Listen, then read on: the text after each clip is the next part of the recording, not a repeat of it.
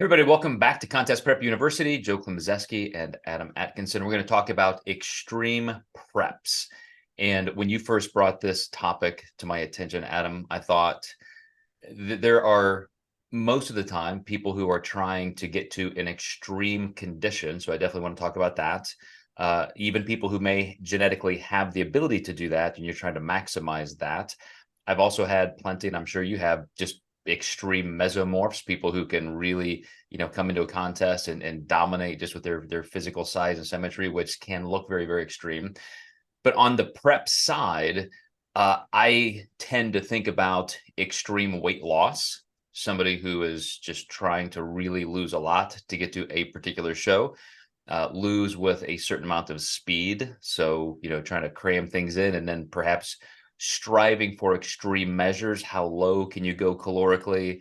How fast can you lose? How much cardio can somebody handle? So that word extreme does a lot of work in the title here. And then you had even mentioned another version of just knowing what you can handle for perhaps even the length of a contest season. And being at the end of this particular year, as we record this, I'm definitely running into that with some clients who've been dieting for quite a while. So let me hand it off to you first, just kind of dive in with the topic you wanted to discuss, which is, what you can actually handle, and maybe even how that ties into the length of the type of offs or the kind of prep you're going to choose. Yeah. I think when we're working with athletes, genetics have to be and can be determined during the prep. I've had this happen where someone looks great and you think they only have 15 pounds to lose. You get into the prep and their metabolism is shot because there's a reason they look that good. And it's because they've been probably mindfully restricting calories for a long time, and just getting that little bit off is difficult. And one of the things that just really sparked me to want to talk about this is our industry has a real knack for kind of feeling sorry for yourself after going through the process, which I really don't get. I'm pretty clear with my clients about what they're signing up for. And I don't see this in any other industry. Recently, I've been reintroduced into playing music, and all I can think of how much these guys practice, and I've not been invited to Carnegie Hall yet, but I'm also not online bitching about not getting invited. But for whatever reason, competitors that don't make it feel so compelled to, my coach made me practice, or my coach made me do this. It was a choice. And if you didn't like it at the end of the day, just don't do it again. And I think that our sport tends to get bullied because people can't, when it's about how you look, it becomes a lot more personal than not playing guitar well, or not playing the saxophone well, or not practicing enough, because people can take better accountability with that stuff versus how they look. And I think there's also just a lot of misunderstanding with physiology that makes people angry, or just when people don't understand things, it makes it kind of tough for them. I really like where your mind went with this instead of mine. So I think I'm going to follow more of your trail here, which is I have a client, I think I mentioned this, who is in Europe and is already a world champion, has a pro card in one organization, going for another. And this guy, talk about extreme, his genetics. I really hesitate to say I've even seen maybe more than 5 people in my lifetime as lean as this guy, and he's still holding a lot of size. It's just fantastic the way his overall size symmetry is. In terms of just, speaking of genetics, he picked the right sport. And yet when I asked him, we're 4-6 weeks, away from the stage, how much leaner do you think you want to get? Because what I'm seeing is we're probably at a point where we should start steering food intake back up a little bit. And I just want to make sure we don't cross that line and risk getting you irreparably flat. And he said, no, I've got about 1% more I can get leaner. And following his lead, stunned, but yet he was right. He has held on just fine to his muscle mass, and now he's even leaner than I was, describing. And that's somebody who is going to an extreme like you're describing, Adam. He just doesn't mind doing the work. When even given a choice by me, hey, maybe we should increase food, he's like, nah, I don't want to do it. I want this too badly to risk just not going that final inch on the football field, so to speak. And I will probably talk about a lot of different examples, but I have another client who has learned this lesson a couple of contest seasons in a row, that when he gets extreme with his food, as somebody who loves food, he loves flexibility, he loves taste, he's a cook, he actually has commercial products he develops in the food industry. Yeah, that kind of hinders us, because how inaccuracies and so forth can just kind of stack up, even when they're not the fault of the person, not the dieter. And when he goes to just a very, very plain whole food diet, everybody likes to call this bro dieting, but it's just simply taking out a lot of the mechanisms for error totally out of the equation. Physiologically, it's more predictable, more consistent.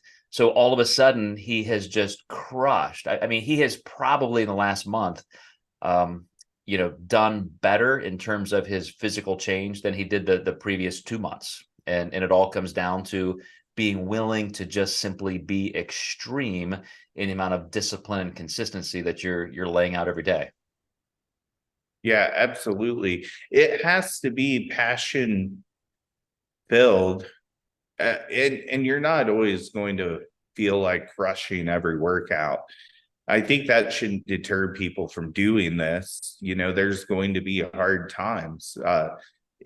It's really a tough sport, but at the end of the day, I think you also have to be realistic with your expectations of what you're going to get out of this. And I think that makes people kind of play the blame game. I think another thing I wanted to talk about is people love to see a number, like how much cardio is too much, how low of fats is too low. And with the world of anonymity on the internet right now, people are just so inclined to put their opinion out there, from user 3379. Like, who even is this person? Are they qualified to give any advice at all? And you know this is why we have coaches in the first place. And I think that's the hard thing, is how do you vouch for a good coach? And I think coaching is all about creating relationships. But the truth is, I don't really have a rule on how high the cardio, is too high, or how low of the food is too low. I think when you do that, you really back yourself into the corner. I've had some clients do some really extreme things for 2 days, but we also talked about, can they do it? Are they willing to do it? And what can we do to ease that process? And versus it being a protocol, well, that worked for that person, so let's give everyone that extreme at the end. That's not what we're about. But there have been some of my clients where maybe we didn't train for 3 days and we really focused on sleep. Maybe they had a couple days off of work and we knew that they could push just a little bit harder because they had the extra time, and we took advantage of that for 3 or 4 days. Maybe that makes me a bad coach to some people, but to that person in particular, they were able to do it. And I think that's a big part of this, is giving things to your clients that they can achieve. And if they can achieve those things, they need to be open and honest, like, hey, this isn't doable for me, or I feel like my mental health is suffering. Because we certainly, as coaches that care for our clients, we don't want those surprises at the end of prep. We want those on a weekly continuum when we're communicating.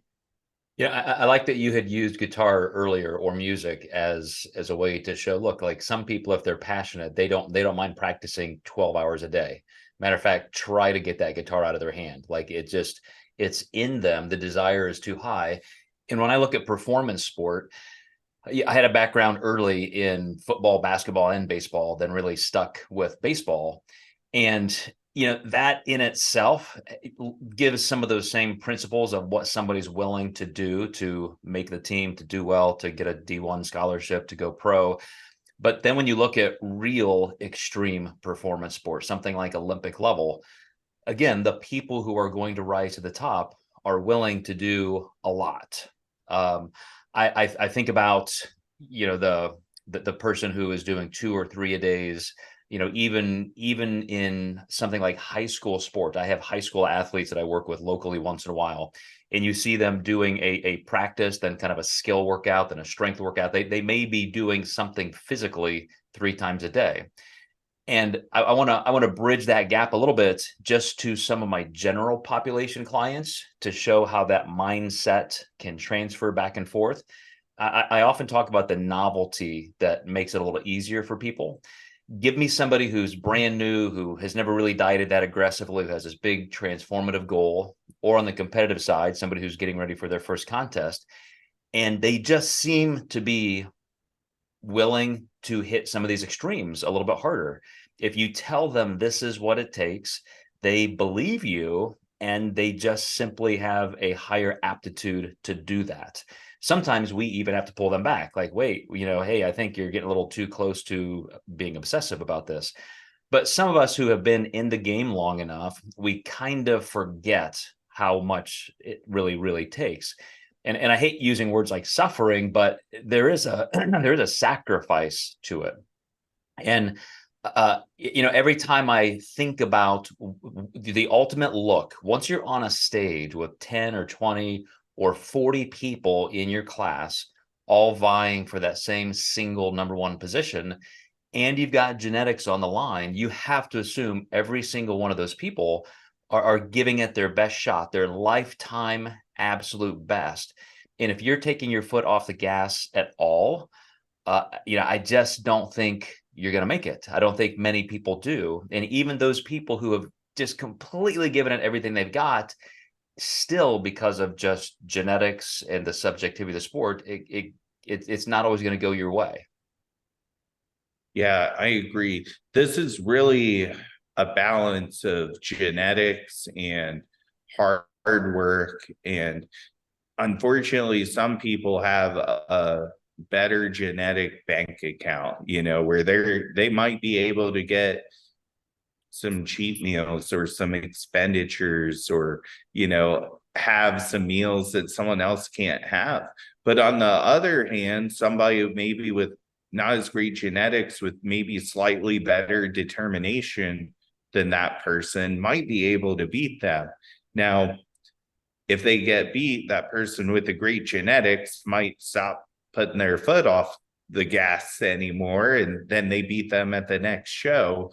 So the thing is, you typically don't really know how transparent some of these athletes are about what they're actually doing, but that's really what we're up against in this. So when people start asking things like, how much is too much, I think they're coming from a place of fear of, you know, can I do this? And I think they already maybe know the answer, and they should just ask, should I or can I compete? Yeah, let me go to an example, because I'm gonna talk about a client who is competing in her first contest this year, and started with me. As I said, this is kind of a novel thing. I don't know what to expect. I certainly didn't know what to expect first time working with this person. And yet when we looked at her physique, we both kind of set up a goal, even with body comp measurements. Here's probably where we're going to end up. Luckily, we had all year. We're looking at 11 months right about now, because she ended up having to lose about 30 pounds. And as somebody who is quasi ectomorphic, maybe all the way ecto, we're very guarded in terms of losing lean body mass. But then lower body fat, as most females are, ended up being a little bit of an issue. So, hey, can we risk losing more just to see more hamstring separation, to see, glute ham separation? And we had the time. So talk about extreme. This is a person who has just not let up for an entire year. We've, hardly even done any diet breaks. It's something I had to almost force on her because her discipline is so high. And now we're at a place where it's going to be tough to beat her. I mean, I did not know we could get her glutes and hamstrings to this level. I did not think we would be able to maintain the upper body size that we need, even throwing things in like somebody who's never been on a stage in terms of posing. So she's had to practice that, hire a posing coach, really go through all of that work. And at this point, with an entire year's worth of work, Adam, it is just remarkable how she has hit an extreme look because she was willing to go through that extreme discipline and consistency. And as I use this phrase often with clients, even down to the daily habits we have, there is a price to pay, and you have to recognize when you are paying that price, and you're willing to do that. One more quick story, and then I'll let you comment, is another one of my general population clients who was, losing well, gets a little stuck, loses well. She said, you know what, it's really a pattern with me that I just can't eat starch with dinner. Like dinner has to be lean protein and a vegetable, and then that's just it for the night, no matter what I do training wise. And so just with her cognitive, um, thinking, or forensically thinking through what dots are connecting, she came up with that, and she said, yeah, so that's the price I'm gonna have to pay. Like, that's what I'm gonna do. And it's very difficult to get people to, in this world of flexible dieting and thinking we can kind of have our cake and eat it too in every way, that sometimes that's just the physiology that you have, the genetics, as you said, and you gotta keep rolling through it.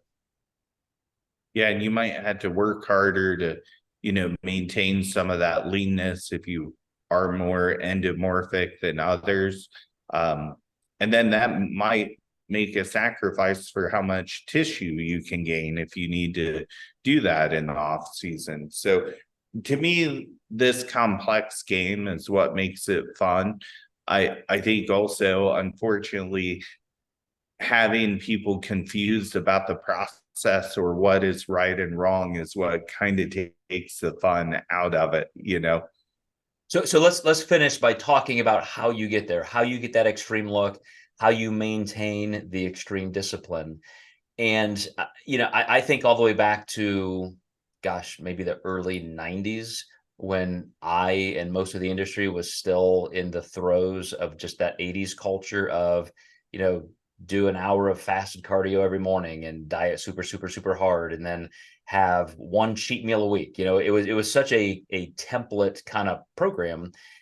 And there seemed to be, because, and this is just a little behavioral tidbit, but when you had that relief valve at the end of the week where you could go have a burger and fries, or eat a pizza or something, and then get right back on it, you were willing to do anything in that interim. And today, because I think of modern coaching and a lot of people vying for those upper echelons of pro cards and so forth, there just a lot of people aren't taking breaks, and they're driving. They're doing all the things we're describing. So how do you get people to sustain that over time? I know the advent in the last couple of years of actual technical diet breaks and so forth, but from a mental standpoint, physical standpoint, you mentioned earlier, like sometimes you'll just tell your clients, look, just don't do anything for 3 days. Let's just rest, recover a little bit. How do you really make sure they are stopping to stay sharp? I think you got to look at the layout of how the protocols are being delivered and how they're being executed. So with my clients, if their cardio is getting pretty high, we're going to talk about, well, what's the flexibility with this cardio? Can you go outside? Can you, dare enjoy this by any means. And, some coaches are so dogmatic that it must be fasted first thing in the morning. And I think, it's not necessarily wrong to create some structure, but that might not be realistic for some people.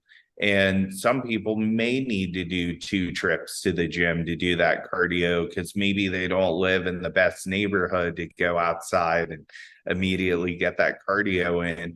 And I think when we look at some of the research promoting specific cardio times, I would just rather have my clients be able to get it in when it best fits their schedule. And that's going to create more longevity for them to actually get that cardio in. If they're getting stuck in traffic going to the gym because you've got them doing 2 or 3 sessions a day, that's kind of a problem on execution. And that'll actually be a bigger impact than any timing, structure someone can benefit from. So and just like macros, like adherence is key versus like the timing of the macros or anything like that. So we have to make our programs for our clients flexible, and that's exactly what coaching is. So let me give you an example of a client who says, Adam, I am just dying. Like, you want me to get this much cardio in, but I'm hypoglycemic. I can barely put one foot in front of the other. You're discerning from them this massive amount of depletion. Is that when you say, well, just suck it up? Like, this is what it takes. You're on track. We can't risk losing a week or so. Again, I'm going back to what should we really be feeling? How much is a risk we're willing to take, or is there a risk? Because we kind of started out this conversation talking about people, competitors who just don't think they really have to suffer that much, that it should just be easy. Yeah. So coaches should definitely understand the impacts of blood sugar and even maybe teach clients how to track it. So when we get that first hypoglycemic event, we certainly want to start maybe looking at blood sugar a little bit more often. We definitely want to pump the brakes on that day. And we actually want to encourage the client at their own discretion. When you're feeling that way, like, let's actually pack an emergency meal because this could happen again. We may not want to change your entire plan, but let's change today, get you through today, see how you feel tomorrow, maybe have a good filling emergency snack with you all day just in case that happens again. And I might have them take a glucose or purchase a glucose monitor and say, when you're feeling that way, let's test and just kind of see where you're at. Actually, if their blood sugar's fine, they might actually have like an iron or B deficiency as well. So this can start helping you pinpoint some other issues that they may be having that may present like hypoglycemia. I like your track here on, you have to have the discipline, but you also have to have the freedom to know when to be flexible. And two of the things I often tell clients in terms of nutrition and training is, on the nutrition side, we have to keep looking at the objective metrics. If you're just not losing, or you're not losing fast enough, or even at a rate that we think is acceptable or appropriate, then some of these symptoms, yes, we may have to figure out with food intake, food quality, food source, food timing. All of those things are factors that may help you feel better. But don't forget that just day-to-day acute symptoms can change. You may feel super lethargic, low energy. It's a tough day, but you go through it and you maybe have the mindset, okay, this means it's working. I mean, as long as you don't feel inappropriately ill, and then you're rewarded on the scale that week with a good week, and just with one good night's sleep you feel amazing. Like, the next day is like, wow, I made it through that day, I feel great. Some of that was just the regulation of your body fat levels, lipolysis catching up. So now blood sugar, trace levels of liver glycogen are back up to normal levels just because you had a good night's sleep and had a little bit more recovery time. So not necessarily thinking because I feel bad, I need to have an extra couple hundred calories today, or I need a break, or I need a cheat meal. Similarly, with training, there are days where you just shouldn't work out. You feel so lousy and you just know I'm risking injury. This workout is not going to be productive. And so I'm just going to bag it and push my schedule back a day. Other times, you kind of get into the workout, you get some blood flowing, and all of a sudden it could be the best workout of your week. So those are the things I think every single competitor and possibly coach has to understand. We just don't always have the best insight in ourselves as to when to push and when not to push. You have to practice that. You have to look at some of the experiences you've had and then gain some of that intrinsic intuition about where your body really is. Absolutely. There's just, one last thing that I'll say. The people who win in this sport, the people who get to that ultimate condition, they have days and weeks like we're describing, and they just consider it part of the process. They know this is what it takes. You mentioned a few minutes ago, maybe you should decide it's just not where you need to be right now. Maybe your genetics don't even allow it. I honestly consider myself one of those people who, as more of an endomorph, endomeso, the standards of bodybuilding to get as lean as possible do not favor my genetics. They just don't. For me to pick a sport that's appropriate for me, it's to be at a little bit higher level of body fats and maybe be in a strength or performance sport, because my body just doesn't want to get that lean. And that's indicated by hormonal changes, the amount of lean body mass I lose. I've seen clients who are willing to do these tests that may start out at a normal 800, testosterone level. And by the time they're just getting to their metabolic set point, they're already in the 100s and so forth. And you just see that toll on their body. And again, some people genetically, just as you astutely said, don't have that bank account. Right. All right, man. Was there anything else that you wanted to cover in this extreme aspect of prep? I would say don't let this discourage you from trying. You may get really addicted to the process and love it. I think everyone who is interested in it at least owes it to themselves to give it a try and see if it's for them. And if not, that's totally okay. Man, you just described something in me that's going to take a second to unwrap, because every single prep I did, from my very first contest to my last one as a pro on the world stage, I always felt like I went a little further, I achieved a little more, I got a little better, but there was not one single time where I felt I had reached my lifetime best potential. There was always something else left on the table that I knew I could come back to. And just as you described, it really left a good hunger. I'm doing this, I'm improving, and yet there's still more. And now that next prep, I always had the resolute thought and planning, I am going to do better. I am going to nail it this time. I am going to be the ultimate best I can be. And because I was willing to take on those challenges and build that level of discipline, go to those new extremes, I think one level at a time, it did allow room for me to continue in the sport and really enjoy the whole process.